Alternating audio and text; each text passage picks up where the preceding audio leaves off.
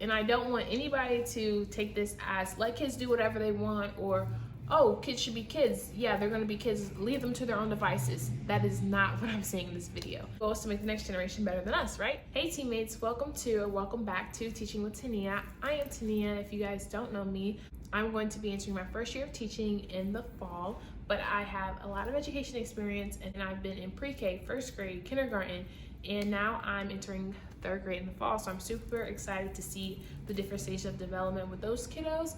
But in this video, I am talking about how to let kids be kids. If you haven't checked out my other video, which I actually just filmed, and I'm committed to getting content out for you guys, but most importantly, these types of videos have been on my heart for a long time because parents sometimes just don't know what to do with their kids. And it's like, I understand there's no manuscript of how to be a parent, but there are ways and techniques that can help us prepare a child for school or just to allow them to be better. So in this video, I'm talking about ways to let kids be kids. And if you haven't checked out my other video, my goal is to help parents see ways they can help their child become better and more prepared for school. And in this video, I'm talking to basically everyone that deals with a child on how to let kids be kids. Kids have more on their back than ever before, and I feel like us as the adults in a situation can help relieve some of that burden and give a lot of children their childhood back. I've seen kids come to school basically break down crying, can't really focus on their schoolwork because of all the mental stress and things that they have going on, and I don't want to dismiss that at all. My goal in this video is to help adults see kids for who they really are. There's such a precious thing about being a child. You are innocent and you really don't know what way to go unless an adult is guiding you and helping you along the way. Water break, let me tell you. If y'all are not staying hydrated, you need.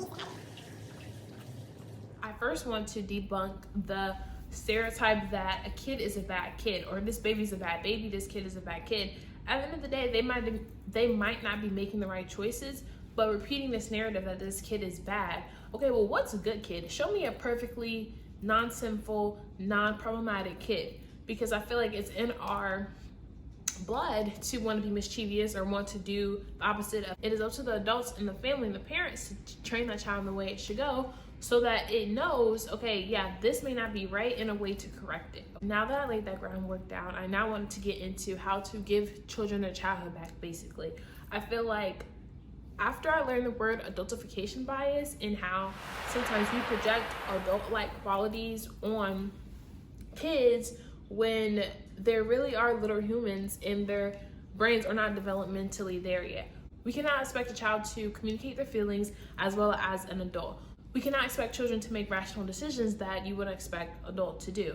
For example, if you have a child that talks back to you or doesn't really know ways to communicate without being angry, perhaps fighting you, or just outright being disrespectful, they have seen that behavior taught somewhere, or they just think that's okay to do that in your presence. And I am a firm believer that no matter what a child may do at home or at school, at the end of the day, they can still be retaught and unlearn that bad behavior. It may take some time, some energy, and a lot more effort than you're willing to put in, but at the end of the day, kids deserve a champion in their life that are going to be there for them and let them make mistakes because they are a kid, you know?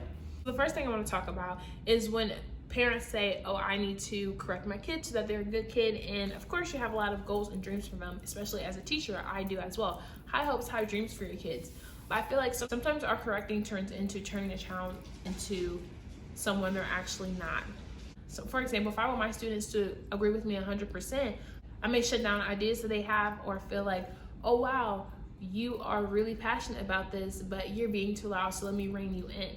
I feel like there is a way for kids to be authentically themselves in a world that's constantly telling them not to be, because adults have put their biases, projected things that they've seen, done, or heard onto them.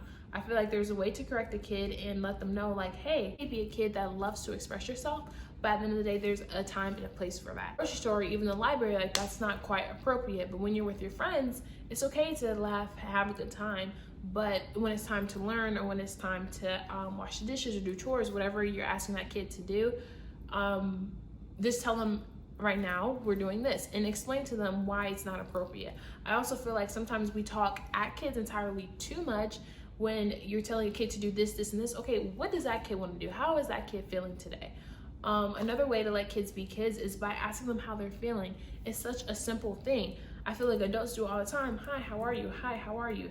Usually people say good and they're not telling the truth, but I also feel like kids, they will be blunt with you. They will be as direct as you want them to be or may not want them to be. But I feel like asking a kid how their day is or asking insights about their life or what they value as a person or the way they're seeing a situation can go a long way. And it subconsciously lets them know that their voice matters. I feel like sometimes we say, oh, you're a kid and a kid is supposed to be seen and not heard. And a lot of people have lived like that. And unfortunately, that was said in a lot of people's households. The result of that is a lot of adults afraid to speak up or feel like they don't have a voice or whatever they say doesn't matter because they have been shunned away or just not taken seriously as a kid. The way to let kids be kids, it kind of ties back to the other one, but it's to build independent thinkers.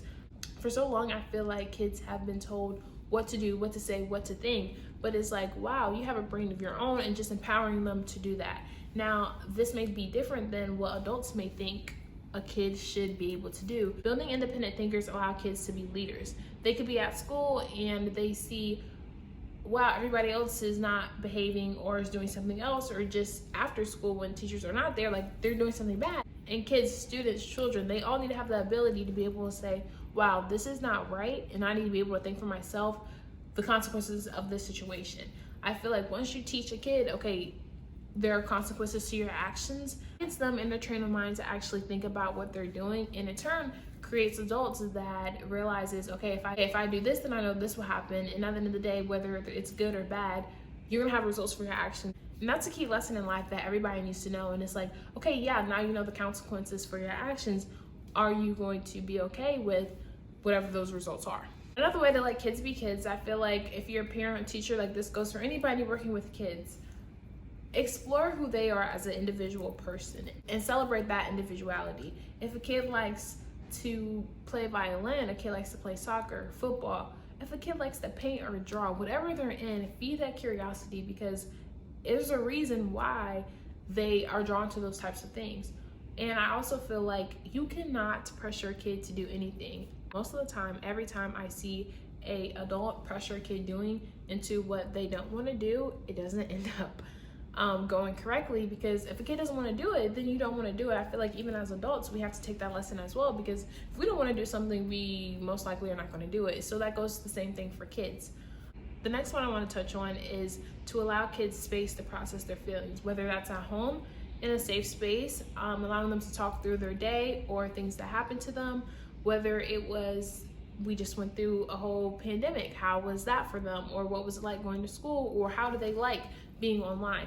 I feel like sometimes life is like go, go, go, go, go, and it's like you have to basically pick up the pieces when your world is shattered inside, and kids haven't had a space to decompress and actually process what happened during that time or even last school year.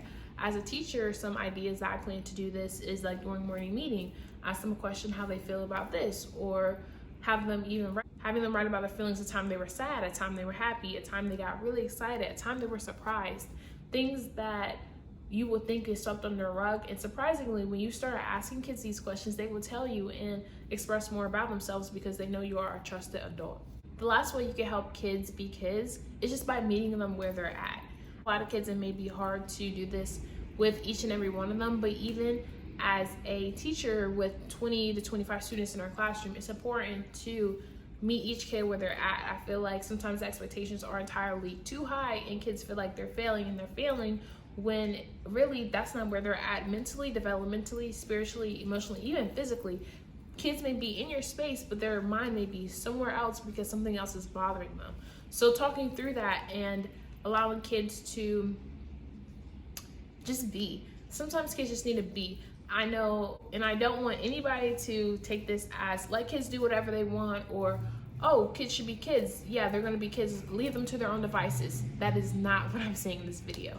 Of course, we should hold kids accountable, continue to structure our teachings and learnings in a way that will be beneficial for them in the long run. They may not understand it now, but eventually they will start to realize that, hey, I do this because this helps me here. I do this, and connect the dots on their learning and where they're learning, whether it's at home as a parent or at school with teachers like me. I hope this video was beneficial, gave you some insight, or changed your mind about how you approach kids, or the type of responsibility that we put on kids that just entirely are too heavy.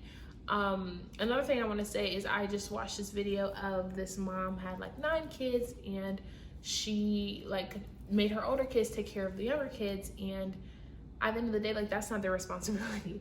I feel like that also made me want to create this video, because at the end of the day, they're just as much children as well, and they're trying to grow up and they deserve their childhood as well. Like, that's not their responsibility. But children should have responsibilities, and I encourage responsibilities. But I could talk so much about this. If you want to continue down the conversation down below, let me know some ways that you wish adults supported you, or was there for you as a kid. I would love to know and have a conversation down in the comments below. But other than that, that's all that I have for you guys in this video. Don't forget to subscribe down below, and I'll see you guys in these videos. Peace.